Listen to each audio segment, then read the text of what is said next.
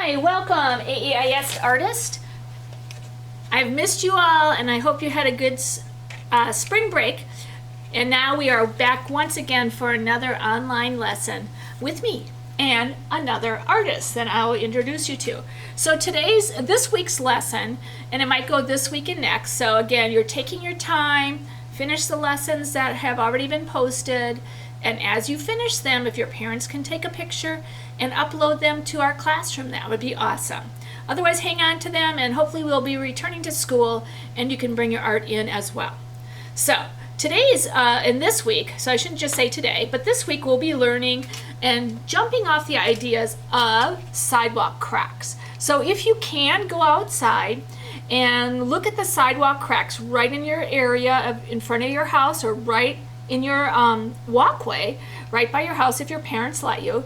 Go outside and see what type of cracks there are. Draw them onto a sheet of paper. However, if you can't go outside, I am providing, attached to this lesson, is a whole bunch of different sidewalk cracks that Carla, Miss Sondheim, has provided for us. So we're going to learn about how to jumpstart our creativity. Again, it's a little abstract, so we're not looking at concrete or realistic features. So really have fun just letting your mind take you somewhere creative. So I'm going to step aside. We're going to watch Miss Carla and listen to her directions. So I hope you enjoy this project on sidewalk cracks.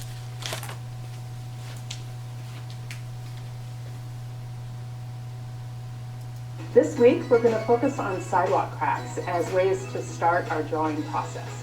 It's a fun way to get into drawing, and let me just show you what they are. Here is a selection of prints that I printed out of photographs of cracks in sidewalks. We used to live in a town where some trees had grown and underneath the cement sidewalk cracks, and there wasn't a lot of money to fix those things. And every time I would walk around, I would see like a bird or I would see some kind of dog in these shapes. And so I started photographing them and I ended up with kind of a big collection. And from there, I can find animals. Sometimes I find faces and other things, but animals are my favorite thing to find. Here's a giraffe I found from one of them. They don't have to be real creatures. Here's kind of like a weird bee with a little fuzzy head and some kind of weird animal who's a little bit frustrated that the bee is about ready to sting him. Here's a guy, he's a little bit grouchy. And here's another bird. Birds are pretty fun to find in these sidewalk cracks, and the thing I just wanted to point out on this one is you can go outside of the photograph when you're drawing. So you can use the cracks to get you started. For example, right here I see kind of like a pig shape. It even has an eye for me, but here's like the nose and maybe a leg and an ear and a body. The cracks won't show you everything, but they get you a good start. Before I would draw on this though, I might turn it around and see if there's another animal that I can find in the shapes. Sometimes I'll just kind of stare at it for just a few seconds, maybe 30 seconds, and see if something else happens. Right now I see this could be like some kind of headdress, and this could be like a nose here and a body. I turn it around again. I can see a couple things. Right here I see like a little chick face with a beak here, an eye, and maybe a body and its little tail. I also see kind of like a dog with maybe some ears and a body. It's okay if you don't see something right away. You might just see a little bit of something, and if you see a little bit of something, start there. So I always turn it all four directions. I'm going to pick one of these to work on. And this one is kind of fun, I think. I kind of see something in this direction right away, but I always want to turn it just to make sure I'm finding the animal that I like the best. What you're going to need today are some colored pencils and a pencil sharpener probably, and then just a regular pencil that has an eraser. And from there, we're going to color our animals that we find, and then we're also going to learn about a little bit about shading. Okay, so I have my crack here, and once again, I'm seeing something right away. I see kind of like a big snout here with maybe some ears here, a body with some legs, and then a little tail. So the first thing I do usually is I will draw the eye. In this case, it has like a little plant here, and I think I'm going to make that the eye just for fun. Next, I'm going to choose some colors. And the great thing about sidewalk cracks is that it's almost like a little puzzle. There's all these different shapes. And so I don't have to color the whole thing red if I don't want to. I can color some of it red and some of it different colors and some of it other colors. I'm going to start by coloring his snout red, though.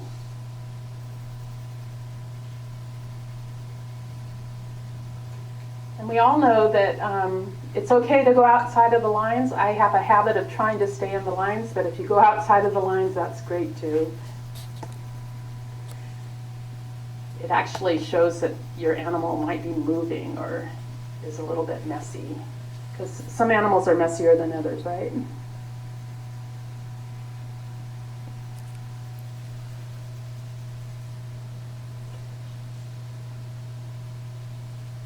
The other thing you can do is you don't have to stay inside the lines. Let's say I'm drawing this guy and suddenly it seems like it would be nice to have like some kind of dinosaur-like shapes. I can do that too.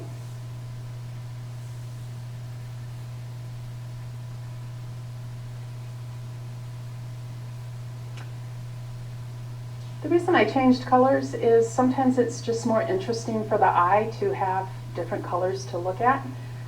So please feel free to change your colors up as much as you need to. So I thought this was a leg, but really I think it's a tail now. And maybe I'm going to extend this tail a little bit.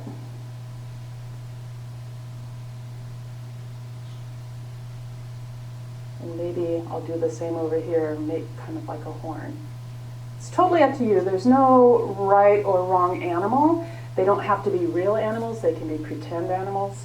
They can be animals that are like part rhinoceros, part lizard. But basically you're going to be coloring it in, and I'm going to kind of pick up my pace a little bit. So now I have the basic coloring in, and now there's a few other things that I like to do to make the animals come to life. The first thing I like to do is maybe pick a darker color and add things like hair or scales or feathers. So I'm going to outline his eye first off, and I think I'll just make some hair on his snout.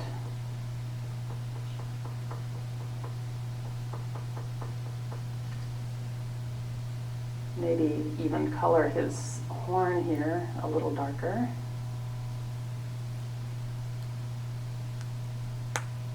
And then maybe over here there's kind of more like jagged sort of scales. But you're basically decorating your animal with animal-like characteristics. Or you can just do things like stripes or dots or other decorative things. Okay? You might want to outline your animal at this point with the darker color. It's completely up to you.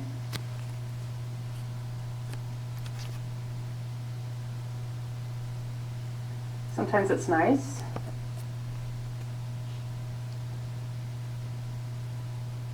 Okay.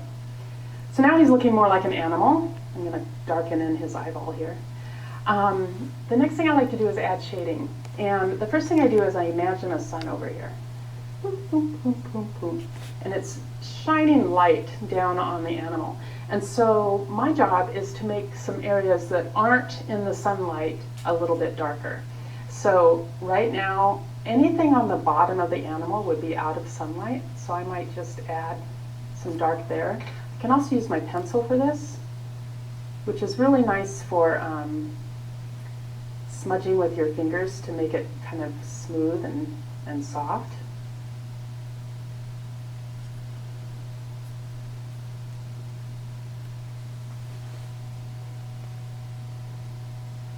So anything on the bottom would be in shadow or not showing the sunlight. Maybe kind of like bottom of his snout here. And even the inside, right? Because the sun is kind of in the sky coming down this way. So that's the first place I put shadows. And the second place I might put them is under or around the eyes.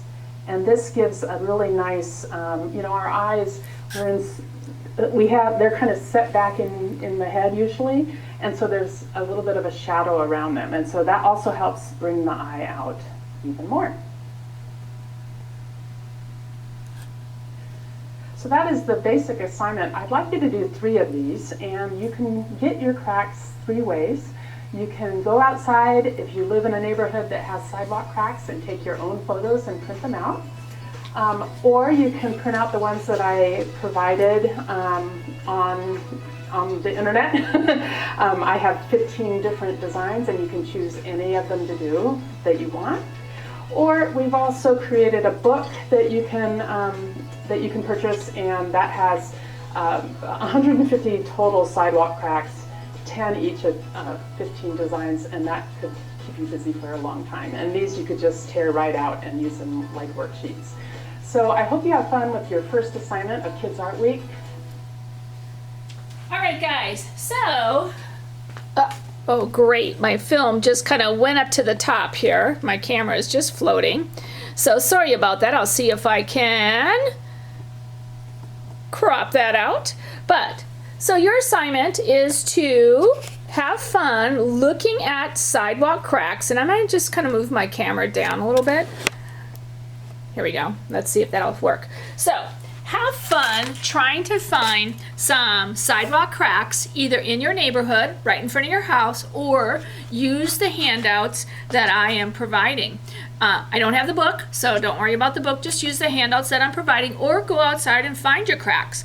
Remember to add some shadows. So we're working with line designs. We're working with texture. So some of the elements of art. You're working with the space that you're going to be working with. You're going to add value. Remember, value is when you add lights and darks. So have fun working with sidewalk cracks, and we will be adding on to this project in the future. So try to do, like she was saying, 2 or 3. Really have fun. You can add color. I only did mine in black. So if you don't have tools at home, just use your pencil. So have fun working with the creativity of sidewalk cracks and what your imagination can lead you to see.